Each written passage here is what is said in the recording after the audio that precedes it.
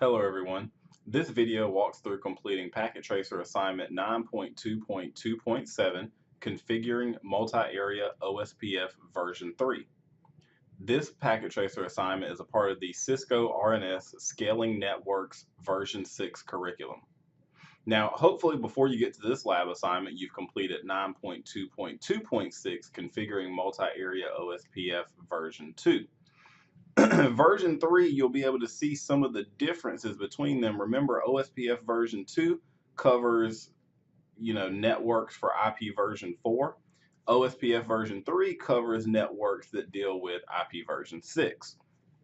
So in this one, we're dealing with IP version 6 network. So remember the differences back a couple of chapters ago. If you're following along in the Cisco R&S Scaling Networks curriculum, we did EIGRP for IP version 6. We also did OSPF for regular single area. Now, with this, remember when you go into IP version 6 configurations for OSPF version 3, they are very different than IP version 4. In my opinion, easier because you don't have to figure out the network statement. You just tell what interfaces you want to be a part of which areas in this case, and then you're good to go there. It advertises automatically. Just in here, you need to make sure that in real world situations, if you've got routers in a rack, that you label which area is attached to each interface. Here it's a lot easier to see because over here we've got these nice bubbles and we can kind of see where our interfaces fall into play.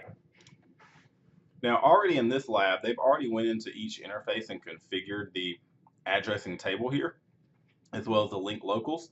So what we're doing is configuring just the OSPF part. And remember in multi-area, remember your terminology and everything. We've got our backbone area here, area 0. There are area border routers that kind of border between two different areas, but be careful of where you advertise different things at, okay? Also, in these little internet clouds here, in each circle, these are like more routers that we'd be connected to, but we're kind of just focusing on the edge routers and the backbone area, okay? So the first thing we're going to do, let's start at RA, just to start in kind of alphabetical order here. First thing we're going to do, go into configuration mode, and we're going to enable IPv6 routing. So IPv6 Unicast -routing. Okay. Next, we're going to configure OSPF version 3 on RA with process ID of 1 and a router ID of 1.1.1.1. Remember that router ID kind of identifies who its neighbor is, right? And you'll see it form some adjacencies with some neighbors that are actually not like one of these routers, but remember there's these routers in these clouds here, so those will also be our neighbors. They've already got their configurations running. So first we're going to do IPv6 router OSPF, and when it's do it, you'll use a process ID of 1. You see it says it couldn't pick one, so we're going to set a router ID 1.1.1.1. All right. Now we're going to advertise each network. That's it. We're going to exit out here. So now we're going to advertise each network on the interface, okay? And we can you can hover your mouse over each one of these and it will show you the interface name, or you can look at our address and table here, but you also need to really consult your topology because you need to make sure each one is in the correct area, okay? Now, let's go into interface G00 first. That's the one here. So we're going to do IPv6 OSPF 1 area, and then this is an area 1. Okay, exit out. We've already got that interface configured with address and everything. Now we're going to go into interface G01 IPv6 OSPF 1 area 1. That one's the one at the bottom here is also in area 1. Okay, then interface S000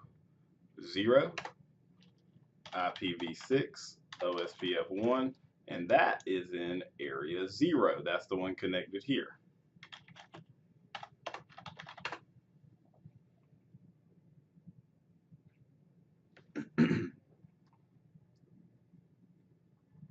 And you'll see it start to form some neighbors there. It formed the neighbor 11.11.11.11 via G00. And if you continue to wait, there we go, it forms with 12.12.12.12 on G01. Okay. Now we didn't form anything on S000 yet because we haven't configured RB, because that's the other end of it. So, all right, so that's it for RA. Now we can go to RB. So again, in my opinion, this is much easier than IP version 4, but again, that's all relative, I guess. So IPv6 unicast routing, then IPv6 router OSPF1, router ID 2.2.2.2. That's it, right? No network statements or passive interfaces or anything else right there. Now we're going to go to interface, and we've got 3 interfaces up here as well. We've got G00, IPv6, OSPF1 area, and all of RB is in area 0. So this is an interior router if we think back to our terminology. RA was an area border router because it borders between area 0 and area 1, right? This cloud over here would be internal, this cloud internal, that one an area border, right? Now, again, RB is internal because it does not have any interfaces in any other areas but 0. And it's also a backbone, right? And RA and RC are also a backbone, but again, they only share one interface in the backbone area. So again, IPv6 OSPF1 area 0, interface S000, IPv6 OSPF1 area 0, interface S001. I think that's the name of that one. Consult our address and table, that's correct. IPv6 OSPF1 area 0. So all of those are in area 0. Again, you see that it formed a neighbor with RA 1.1.1.1. We had already configured that one. In a few moments, it will form some adjacencies with its neighbors in the area 0 cloud up there if we were to wait around there. Okay. And then we see that happen there, and we'll just go ahead and wait for it to form. Oh, I'm sorry, we only got one interface up there, so that's the only one actually. The other interface we configured was the one to RC. So let's go over to RC and go ahead and configure that. Okay, so again, start out the same way, IPv6 unicast routing. We already have the interfaces though configured. IPv6 router OSPF1, router -ID 3.3.3.3. All right, interface S001, IPv6, OSPF1 area, and this is in area 0, okay? Interface, and again, it'll form an adjacency in a moment, so I'm actually going to wait, yep, right there. Interface G00, and these are in area 2, okay? So G00 and G01 are in area 2, all right? So IPv6 OSPF1 area 2. Interface G01, IPv6 OSPF1 area 2. Remember, the 1 is the process ID, so that stays the same. And remember, the overall goal of multi-area is to make our routing table smaller so that you don't have to wait or that you don't have to manage so many changes to a topology. If a link were to go down, it can be handled a lot quicker if your routing table is not as big because you don't have as many networks in the same areas.